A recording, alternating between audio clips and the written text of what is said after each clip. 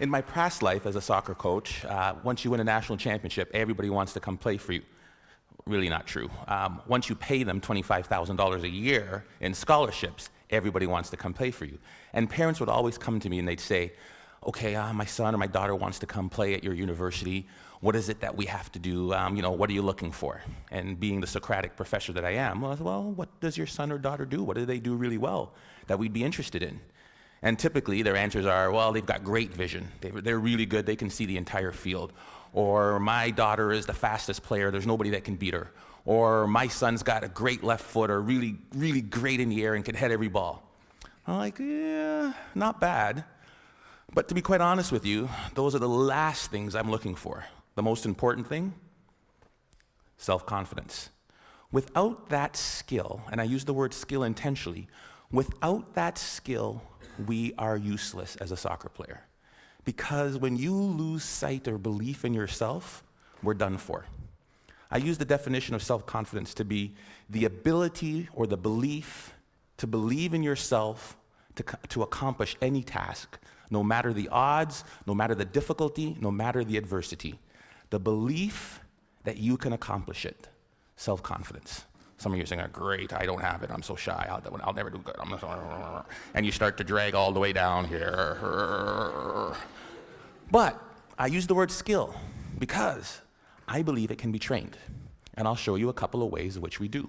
Hopefully I won't run out of time. I don't use any slides because my speech always goes here, or here, or here. So we'll see which way we get to. The easiest way to build self-confidence. There's no magic button. I can't say, hey, this plane is going down. Who can fly it? Put your hand up. I can. I'm confident. Repetition, repetition, repetition. Right? What does Malcolm Gladwell call it? The 10,000-hour rule? There's no magic button. I recruited a goalie from Colombia, South America one year. Big, tall, 6'3" man. He had hands like stone. I thought he was like Flipper. Every time I throw him the ball, down onto the ground. I was like, oh my God, we're in trouble. Simple solution. Get to the wall, kick a ball against the wall and catch it. Kick the ball against the wall and catch it. His goal was 350 a day for 8 months. He came back, his hands were calloused, the moisture on his hands were literally gone. He is now playing in Europe. Magic? No. Repetition, repetition, repetition. The problem is we expect to be self-confident, but we can't be unless the skill or the task we're doing is not novel, is not new to us. We want to be in a situation where we've had so much pressure in that, and what I mean, because pressure builds diamonds, we want to be in a situation where, hey, I've done this 1,000 times. I did my speech, and I practiced in front of the mirror. Hey, I'm sounding good. And then I went in front of my kids and my wife. I was like, oh gosh, got a little nervous. And then I get in front of Glenn Gould. Oh my goodness, I'm a little more nervous. By the time I get to the ACG, where 2,500 people, can't say anymore, right? 2,500 people, where 2,500 people are there, I won't have a single ounce of nervousness because of my ability to practice, right? Over and over and over again. The problem with repetition is, how many of us bail after the first bit of failure? How many of us bail after the first bit of adversity? Edison was on that video. And depends who you ask, there's anywhere from 1,000 to 10,000 tries to build that light bulb. 1,000 to 10,000. J.K. Rowling should be on that video. You know how many publishers she took her Harry Potter book to? I believe the number was 12 or 13. I'm pretty confident, but after 2 or 3 no's, I'd be like, dang it. After 6 or 7, I'm like, maybe not. Definitely after 9 or 10, I'd be looking to be a soccer coach or something else beside an author. Right? I mean, 12 times somebody said no. But practice, practice, practice, and do not accept failure. Maybe it shouldn't be repetition. Maybe the answer should be persistence. Because we all repeat something, but very few of us really will persist. So that's one way to build self-confidence. Get out there. Do what you want to do and do not accept no. The other one is self-talk. We all have a self-talk tape that plays in our head. Anybody go shopping and put on a pair of pants this week? If you're a woman, the first thing that always comes, damn, I look fat in these pants. And if you're a man, it's the opposite. Oh God, I have no muscle, I'm so flabby, right? We all have this tape that plays in our head. As a student, if they asked me the question, it was like, oh, gee, please, professor, don't pick me. I don't know the answer. I look down, right? If you're let me tell you something, and the VP of Business Admin is here, so I shouldn't repeat this, but when they hired me as an athletic director, I sat in an architect's meeting, and I am about as dumb as a post when it comes to anything to do with numbers and angles. And they're like, the fundibulator valve of the architectural, what do you think, Dr. Joseph? Let me look into that for you and get back to you. Right? I was saying, oh, God, please don't ask me. Please don't ask me. We all have this negative self-talk that goes in our head. Guess what? There's enough people that are telling us we can't do it, that we're not good enough. Why do we want to tell ourselves that? We know for a fact that thoughts influence actions. We saw it there with the video Sheldon, Dr. Levy showed. Right? We know that our thoughts influence actions. Why do we want to say that negative self-talk to ourselves? We need to get our own self-affirmations. Muhammad Ali, what was his self-affirmation? I am the greatest. Who else is going to tell you? There need to be quiet moments in your bedroom, quiet moments when you're brushing your teeth, that we need to reaffirm, I am the captain of my ship and the master of my fate. That is my affirmation. I came from a school of 1,000 people. I lived in a town of 1,000 people for 15 years. There's no reason that I should be in charge of an athletic department building Maple Leaf Gardens. But I am the captain of my ship and the master of my fate. If I don't say it, if I don't believe it, no one else will. How do you build self-confidence? Get away from the people who will tear you down. There's enough of that. Muhammad Ali, I am the greatest. There is no one better than me. It's a difference between hubris and ego and false pride. It's just reminding yourself in quiet, silent moments. I put it down on a list. It's right beside my mirror, right? About all the things that make me who I am.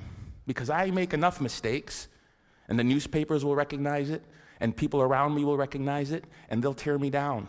And pretty soon I'll begin to believe it. There was a time when my confidence was really low. There was a time when I took this job, when I came from Iowa, I don't know if I could do it. I had to bring out my self-confidence letter. A letter I wrote to myself when I was feeling good.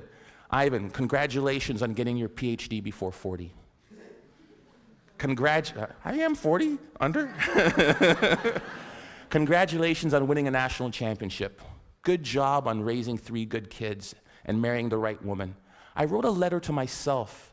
It was my own brag sheet, my own letter about the things I was proud of. Because there are moments, and we'll all experience them in our career, in our life, in our job hunting, in our relationships, when we are not feeling good about who and what and where we are.